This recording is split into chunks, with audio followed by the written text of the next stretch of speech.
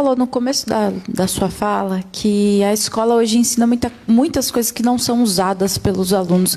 Queria saber o que o senhor considera que hoje é ensinado e que não vai ser usado pelo aluno. E o senhor falou também de algumas experiências que teve na escola, né? Que na escola foi ensinado que o empreendedor é uma pessoa que explora, falou sobre que na escola é ensinado sobre o capitalismo. O senhor é a favor do escola sem partido, assim como o presidente Jair Bolsonaro? Tem alguns temas que o senhor gostaria de tirar da escola? O senhor faria um movimento para tirar alguns temas? Se sim, quais? Eu sou a favor. Você fez umas 6 perguntas até onde eu contei. Obrigado por elas. A primeira, escola sem partido. Eu sou a favor da escola, a criança aprender política e desejar ser político. Partido não interessa para a escola. A gente teve uma invasão de partidarismo e do comunismo, inclusive. Eu sou a prova real que eu fui comunizado. Inclusive, eu achava lindo o comunismo até ver que isso é uma fábula e que só mata pessoas. E é uma grande propaganda de igualdade, só que a igualdade na natureza não existe.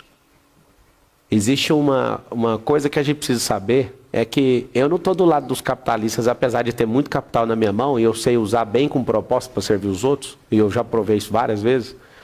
Eu acredito o seguinte: a primeira coisa que a gente tem que fazer é ensinar política, e não partidarismo político, nem viés político. A gente não tem que ensinar nossos alunos a serem capitalistas, a gente tem que ensinar nossos alunos a serem governalistas, que é cuidarem da própria vida, terem a oportunidade, se quiserem, de abrir seu próprio negócio, de não depender nunca do Estado. A gente tem que promover nosso povo desde pequeno.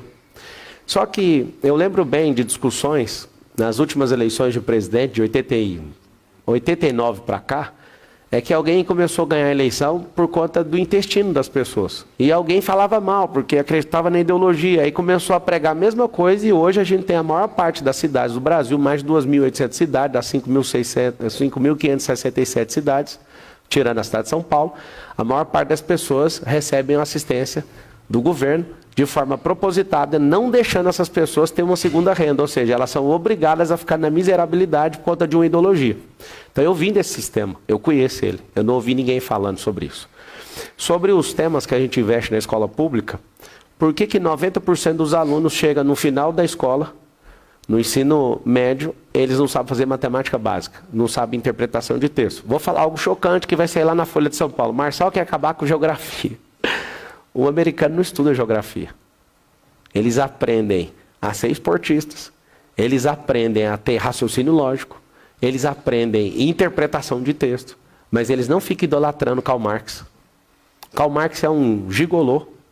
O Karl Marx é um cara que não respeitava nem o pai dele, ele foi contra a instrução do próprio pai, ou ele leva a fama de escrever o Manifesto Comunista, mas quem escreveu foi Engels. E aí, sabe o que eu quero falar para todo mundo? Para de idolatrar gente que não tem resultado social, que nunca ajudou ninguém de verdade, a não ser criar uma confusão generalizada em toda a humanidade. Eu acredito que a gente não tem que ter ninguém capitalista na escola e nem comunista. A gente não tem que valorizar as pessoas pelo tanto de dinheiro que elas têm. A gente aprendeu a fazer isso. Tanto o pobre como o rico só valoriza as pessoas pelo que elas têm. E é interessante, no Brasil isso é tão forte que quem não pode ter cria um demônio na vida de quem tem. E aí ela mal sabe que ela está produzindo um pensamento, por não ter minimamente uma inteligência emocional para entender essa guerra ideológica, ela está fechando o coração dela para prosperar. E é isso que nós vamos revolucionar aqui em São Paulo. Nós não iremos admitir esse tipo de comunização dentro das escolas, nem de partido político. A gente tem que ensinar política. A gente tem que voltar lá na Grécia e ensinar que política significa organização de cidade. A gente tem que mostrar que politeia, que é a organização de cidade, vem de polis, que é cidade. A gente tem que eleger políticos que amam a organização da cidade, que amam a gente, que amam o progresso, que quer levar isso aqui de volta para o futuro. São Paulo já foi uma cidade do futuro. Essa cidade hoje está se arrastando no passado e vocês estão insistindo em continuar investindo tantos bilhões, a gente tem um orçamento de quase 112 bi, em assuntos que não vão levar a gente. A última pergunta que você fez, só terminar de responder. A 6ª pergunta. Na verdade, você fez ela em 2º lugar. Que assunto que eu tiraria? Quem tem que definir isso, de novo, é o secretário, junto com os professores e com a sociedade civil organizada. Eu quero ouvir os pais e falar: você acredita que isso aqui tem proveito? Eu não sou um tirano, eu não sou um ditador que vai chegar e vai falar: tira isso, coloca aquilo.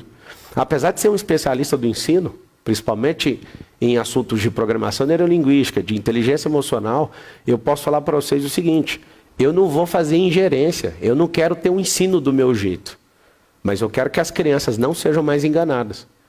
As crianças, elas estão atrasadas, elas não entendem de tecnologia, elas não ouvem sobre profissão do futuro. A gente deveria ter nas favelas hoje as crianças falando assim, eu quero ser programador. Sabe por quê? Porque hoje eu tenho que contratar programador em outro país, porque aqui não tem mão de obra.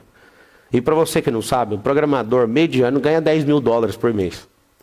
Por que que isso não é um sonho nas nossas favelas? Por que que as crianças não estão sonhando com isso? Porque elas nem sabem que isso existe. É por isso que todo mundo quer ser jogador de futebol. Então, assim, nada contra os engenheiros, mas por que que a gente gasta bilhões em todas as esferas ensinando Bhaskara na escola, sendo que não é interesse de ninguém mexer com exatas? Por que que a gente já não ensina a liberdade para as pessoas logo? Por que que a gente investe 13 anos de ensino ininterrupto de 90% de assuntos que não serão utilizados nunca na vida dessas pessoas? Então, assim, eu gostaria, se você quiser continuar perguntando sobre isso, eu vou listando, porque eu vim da rede pública, eu sei o que significa isso. A gente era um povo tão comportado, eu lembro de, todos os dias, quando eu chegava na escola municipal, cantar o hino nacional. Só que hoje, por ideologia, alguém meio que fica contra quem é patriota. A gente ama essa nação, a gente vai lutar por ela. 1 minuto. Então, assim, por que que a gente deixou de cantar o hino na escola? Por que que as pessoas não amam a bandeira do Brasil mais? O senhor gostaria de colocar isso nas escolas? Isso seria ótimo, você sabe por quê? Porque hoje não tem um pingo de respeito, as pessoas não vão com entusiasmo para a escola. Vai fazer o quê na escola? Para aprender o quê? O ensino de hoje está atrasado. Nós estamos 1 século atrasado com esse ensino. Mas seria uma proposta do senhor não coloquei isso no plano de governo. Não coloquei isso no plano de governo, mas seria ótimo. Seria uma coisa formidável, porque se você pegar a lei 5.700, depois você dá uma checada nessa lei, fala que nenhum funcionário público pode ser empossado se não souber cantar o hino nacional. Você imagina se alguém manda aplicar essa lei? Aprendeu aonde a cantar o hino? Você pode pega 10 funcionários públicos, quantos sabem cantar o hino corretamente? Para empossar alguém, precisaria pegar a lei. Eu sou jurista e estou te falando. Tem uma lei, salvo engano, a 5.700, que fala que se você não souber cantar o hino nacional, você não pode ser empossado. E aí, como é que a gente vai fazer? Você imagina pegar isso e chamar todo mundo e mandar cantar o hino, para ver se não vai demitir todo mundo. Ou seja, qual é o motivo de não cantar o hino? Qual é o motivo da gente não respeitar os professores?